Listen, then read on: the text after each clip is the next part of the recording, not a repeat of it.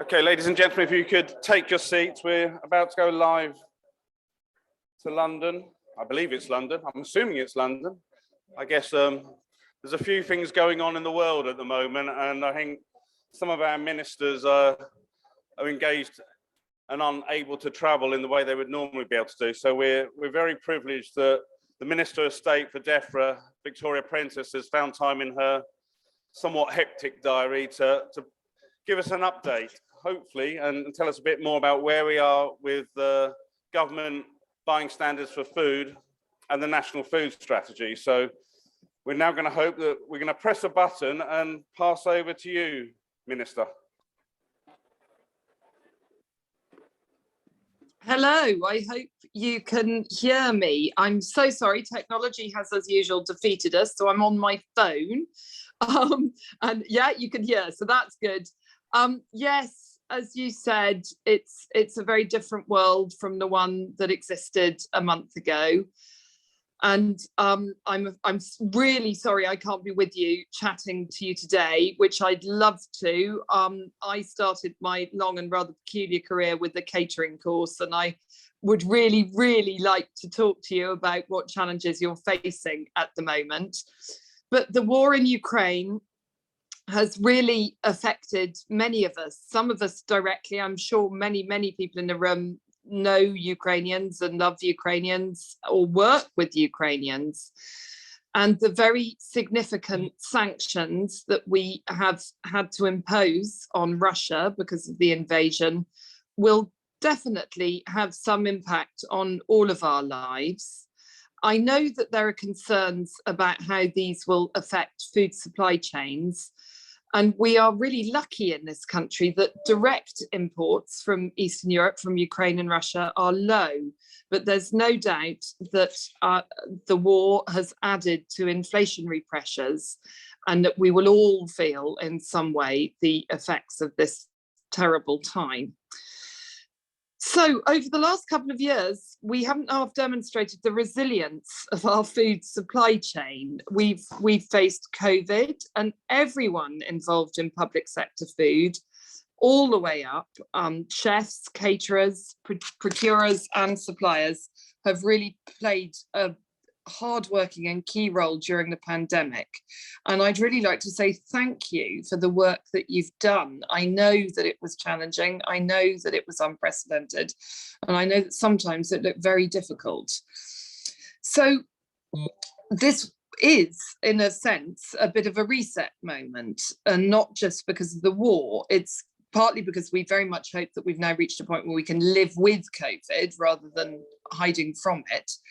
And it's clear that we, partly because of the pandemic, that we really need to put health and sustainability at the heart of everything we do in food and catering. You all play a really crucial role in the system, and we want you to help us to make the transformational change that we need to do in the way that public sector organisations buy and serve food. And we need to really prioritise quality, social value and sustainability where we can. We're going to be holding a consultation to help shape future policy, specifically on changes to public sector food and catering policy. And we'll be asking you to engage with that and for your views. This will include a proper consultation on the government buying standards for food and catering. I'd really like to thank everybody who's met with us so far to discuss that work. There are DEFRA officials in the room today, and I know that they'd be grateful if you'd stop and grab them for a chat. The consultation is an opportunity for everybody to share their views and to really change policy in this area. This new work should cover the whole supply chain, from food sourcing to healthier, more sustainable menu choices and sustainable catering services. This is obviously important to delivering net zero, but also promoting biodiversity and, critically after the pandemic, to tackling diet-related ill health. So we're going to make changes to the government buying standards. We'll consult on a new mandatory standard saying that at least 50% of food spend must be on food produced locally or to higher environmental production standards. Your views are welcome on this. This is a challenging target and genuinely a change to policy. The consultation is an opportunity to say what you think. There are really inspirational examples of where public sector organisations source their food locally to boost local economies and to celebrate regional food culture. So the East Lancashire Hospital Trust sources fresh, local and sustainable produce and gets steak puddings from their local butcher and even venison from forests locally. And it was really good to see this excellence and this ambition recognised in the latest NHS Chef of the Year competition. It's important not just to think about the food that's bought, but also how it's cooked and the menu choices that are available to consumers. So caterers are really at the heart of this transformation, and menus can help people to increase their fruit and veg intake as part of a more healthy, sustainable, balanced diet. We must also be more ambitious in our approach to waste. There's some really good examples of best practice. For example, at Harper Adams University, they split their food waste into plate and kitchen waste, and both are measured weekly, and they report back to their consumers on that every week. The monitoring shows where waste arises and where they can make interventions to stop that. That sort of feedback loop is a very good way of really changing practice. As part of our consultation, we're proposing on new reporting on key metrics for public sector food and catering. Collecting data will build our understanding of what is being bought, served, sold, and indeed wasted in the public sector. And this should really help us to calculate the greenhouse gas emissions associated with public sector food, and should help people on the ground work out how they're going to achieve net zero by 2050. We must all continue to champion best practice and to learn from each other. I'm really proud of the fantastic work going on in public sector food and catering, and I'm looking forward to that being recognised in the PSC awards later this month. We definitely can't get these policies right going forward without your input, so please do find those DEFRA officials and engage with our consultation. I know that we're ambitious in this sector, and I know that there is more to do. And I know that these are challenging times in which to make changes, but I'm really looking forward to working with everybody in the room and continuing to build the strong partnerships we have in this sector to deliver on our new vision for public sector food and catering. Thank you, Minister. Have you got a few minutes for a couple of questions? Sure, of course. Great. I'm going to pass you over to Andy Jones, the chairman of the PSC 100 group. Thank you, Minister, and thank you for inviting the public sector to be part of the consultation. It's something that I know all of us in this room have championed and asked for many, many years. So that's fantastic news. So I do thank you and your government for doing that. And let's hope that what comes out of it is exactly what we all need. One of the questions I've got is not around the GBS, but around the white paper, the food strategy white paper. Could you just give us an update of where we are, where the government are with that? When are we likely to see that issued? Because I see that as being in tandem to the government buying standards. Yes, so we had been hoping to have published the white paper in the last couple of weeks. But sadly, with the war in Ukraine, it didn't seem quite the moment to land a report that would partially get lost in frankly, more newsworthy news, if you see what I mean, and also might look a bit tone deaf in terms of other nations' worries in particular about food security. As I said, we feel in a relatively fortunate position in terms of having food available to us in this country, a very fortunate position actually, though we do recognise that there are cost pressures on everybody in food and drink at the moment.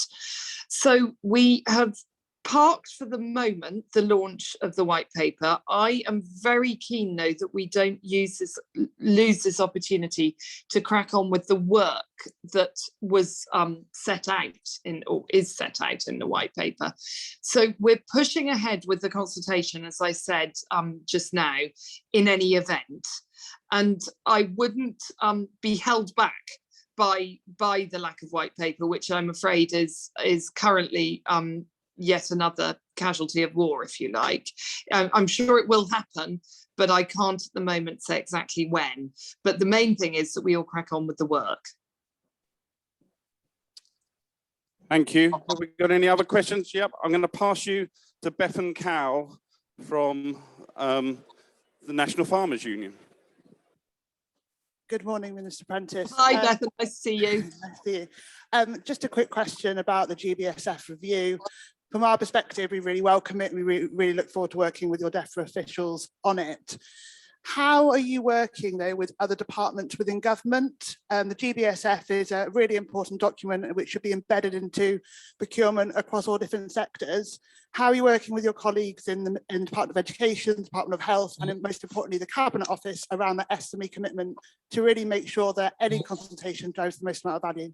Well, that's a great question. And that was why the white paper was so useful, whether published or not, actually, because in order to agree the white paper, we've had to have a large number of cross-departmental meetings, and we've set up real close official working going forward. A lot of what was suggested by Henry Dimbleby, and which government wanted to respond to positively, was to do with making sure that diet is right all the way through your life and about those educational links. And I think that the work that we've started to do with the Department of Education is now embedded, and almost doesn't matter whether the white paper or when the white paper is published, if you see what I mean. So that is definitely happening. DIT, we've also worked closely with, and I know I've had discussions with them about this procurement consultation, for example, which I think will be really useful. Food is something that we all love. It's very important to all of our lives, at least 3 times a day. It affects, I think, almost every government department. I think at last count, I worked out 16. So what is important is that we do this in a really joined up cross-Whitehall way. Thank you. Do we have any other questions from the floor? I've got a quick one for you, Minister. One of the big feedbacks we gave to DEFRA during the initial parts of the consultation was the desperate need, if we're going to make this work, to measure and monitor. Do you know anything about the plans for that yet, or will that need to come out? Yeah, no, it's not very sexy, but that is definitely one of the biggest changes we can make. It was never going to grab the headlines, but data gathering and transparency is really going to change the way that processors process, that producers produce, and in the end, the way and what we all eat. So I'm very keen to crack on with that work. We're working hand in hand with all parts of industry, and you are very much included in this offer, to make sure that we work out the right metrics for collecting the right data and then work out what should be published and what shouldn't. I think labelling is going to be one of the most difficult things to get right, both in home, both retail labelling and out of home labelling. And we need to make sure that consumers have information that is accurate and meaningful to them. Absolutely. Oh, I'm going to pass you to Charlie Hewson from the Humane Society. Thank you for sharing those updates. I wondered if there are any plans for the government to lead the way by having a climate-friendly menu across the parliamentary estates. Well, that sounds really interesting. I'm not directly responsible for food on the parliamentary estate. There's a whole committee that deals with that in Parliament, but I do actually often feed in ideas, like with the overuse of packaging, for example. And they're always interested in new ideas. Whether it's something you'd want to suggest or I could suggest is I'm happy either way. They're always looking at new ways of doing things, but straight away you get up against metrics, and that's why the data and transparency work, which we need to do with all levels of the supply chain and industry, is really so important, so that we don't end up misleading people or greenwashing, frankly. That would be brilliant. I'll get in touch and see if we can suggest something together. Yeah, great. I'm up for that. Thank you, Charlie. Oh, I'm just going to pass you back to Andy Jones, and I think then we'll probably let you go, Minister. I'm sure you've got lots to do. Charlie, I'll join you on that campaign. Certainly would. I'd like to see our government leading. Minister, just a slightly off the curve one. I'm sorry, but this is just me. Everybody in this room will tell you I do off the curve. Obviously, the public sector, our staff are our most valuable resource. Food is something that we use to enhance people's lives. We are facing food poverty and food security like never before in this sector alone, never mind the wider sector, which is also thing. Has the government thought of this? Because we're already suffering about recruitment and retaining our staff. Yeah. And we're really concerned. I work in the NHS and I'm actually seeing more and more people having to rely on food banks. And I personally think that's wrong.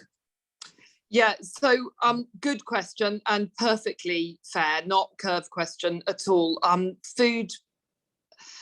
Food poverty, food accessibility in its widest sense, we've all had to learn to think about in completely different ways over the last 2 years.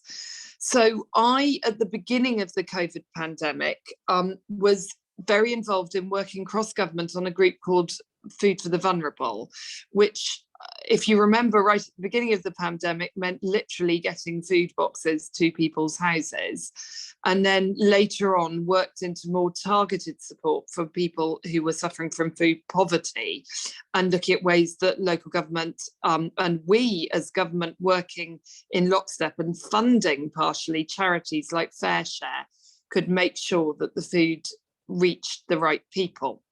I am quite sure that many of the people in this room were involved in some way feeding the vulnerable, however you define them, during the pandemic. And I personally was also very involved with the local food bank, and my daughter cooked for local hospital staff, because if you remember at the beginning of the pandemic, the staff were working so hard, they really, really needed a pack to take home at the end of the day with a hot meal for their families in it. And my daughter was very involved in cooking for one of those hospitals.